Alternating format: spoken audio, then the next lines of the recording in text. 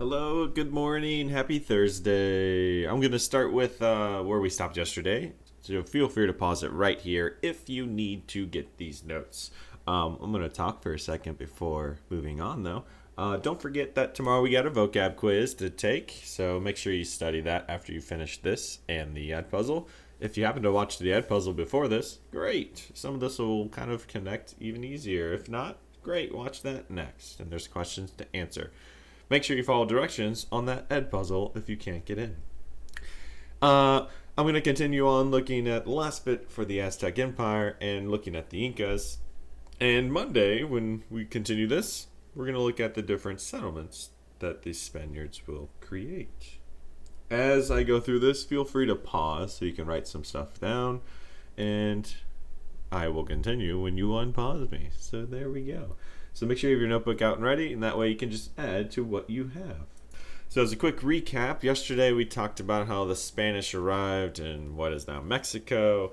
They went in peacefully at first. They met Montezuma, and Montezuma wasn't expecting the Spanish, so they thought it was mythical, that it was a god. Cortez came with these specific numbers, and I said yesterday, well, they wrote it down. And the Aztecs are going to have thousands of troops compared to the Spanish, smaller numbers, but the Spanish have more technology on their side. Now, the Aztecs actually had a prophecy in their religion that one of their gods would take mortal form and walk amongst their people.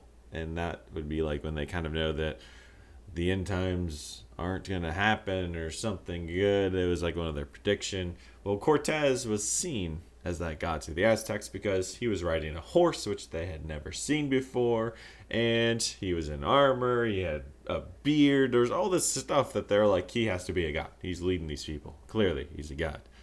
Well, at a certain point, they will discover now Mexico City, the city of Tino. Remember, I abbreviated it yesterday.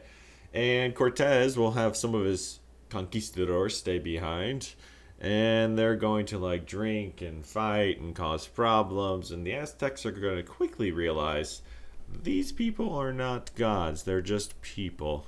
And well, those Spanish soldiers, those conquistadors, will be sacrificed to the gods by the Aztecs, and as a result, Cortez will go back to this city of Tino, and he will take Montezuma prisoner, and he will end up executing Montezuma. So he will attack the city first and basically now conquer the city, and Montezuma was executed essentially as punishment for the soldiers that Cortez will lose.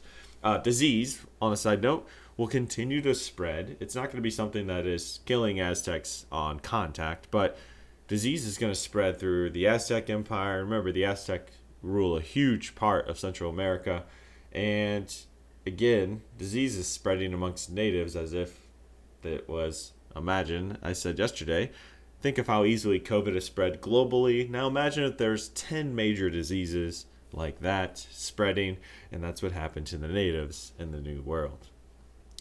Pause it here if you're writing, but I imagine you're not. So the conquest of the Incas. Incas are going to be in South America, so the Aztecs are where Mexico is today. Incas are in South America, and the man in charge of discovering and exploring South America's name is Francisco Pizarro. And again, he's also a conquistador, just like Cortez. He just was a different guy who explored the South. And he was looking for and then discovered the Incas. So his whole mission was, again, to explore, make contact with people, find out if there's gold everywhere. Is there a golden city? Of course there is. Do these people want to be our slaves? Yes, they do. Of course they do. And he's going to go down the west coast of South America. And that today is where you can find the Andes Mountains, which is basically a continuation of the Rocky Mountains. And just like the Aztecs, the Spanish technologically had such an advantage with weapons such as swords and guns, and even had some armors that the Incas, just like the Aztecs, just couldn't fight and beat the Spanish.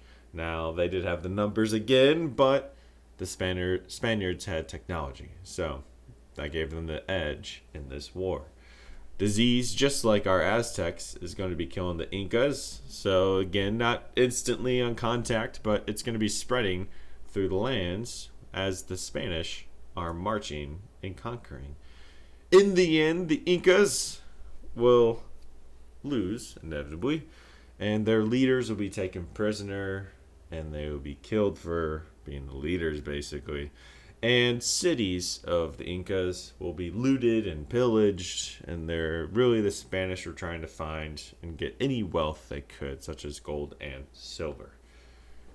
Now, what we're going to look at on Monday is actually going to be the groups will present on the different types of settlements, but I'm going to kind of go over briefly what they were. And pause it here if you're still writing about the Incas, but I'm going to continue on to the settlements, and these groups will present on Monday. Now that Spain has taken over both the Incan and Aztec empires, now they're going to start creating their colonies officially. Before the colonies being set up, really the Spanish were just sending soldiers over to fight natives. And that kind of theme is going to kind of continue for a little bit. And what you will see in this new world is that they're going to start moving in. Wow, they got these new lands that they've conquered. So Spanish people are going to start moving to those lands. Now, as you could predict, there's probably more wars to come. So the Spanish at first had this requirement to be able to come to the new world. You A, had to be Spanish. B, had to be Catholic. And at first, they only wanted men because, think of it, they are fighting some wars technically still against natives. So they didn't think it would be safe for families, women, and children to go to these new colonies. However, later on, once it becomes safer, families will be able to join the men into the new world. And unfortunately, one thing that the Spanish colonies did not allow was anyone who was not Catholic. And so anyone who was Jewish or Muslim or not religious or different faith not listed could not go to these new colonies because they were technically labeled as Catholic Spanish colonies. And they're going to create a system of leadership out in these new colonies because the king and queen can't rule them since they're back home in Spain. And they're going to call these people some royal leaders, and they're going to be basically the presidents, if you will, or governors of these areas. And they're going to be given the name viceroys. So viceroys are just a very fancy royal name for basically just governors. And we're going to have two viceroys appointed. One will be over what is now Mexico in Central America, and they're going to call that New Spain. And the other will rule in South America, or what is today called Peru now, part of it. And they're going to call this whole South American colony Peru. And remember, the Spanish haven't discovered all of South America yet. They haven't discovered all of North America. So these first colonies are really just where the Spanish conquered the Aztecs and the Incas. So where those two empires once ruled, the Spanish will essentially take over and start converting them to Catholicism and making them, Spanish. All right. Next week, we're going to look at specifically the major types of settlements that we'll see in the New World. I'm going to have this group share their whiteboard on what they have gotten down, and we will continue looking at this stuff next week. Don't forget, tomorrow we have a vocab quiz that you can study for here in a few moments if you finish this. And also, don't forget to complete the Ed puzzle that is posted. If you have issues, follow the directions on Google Classroom so that you can get in and watch. I'll see you tomorrow and have a great rest of your day. Adios.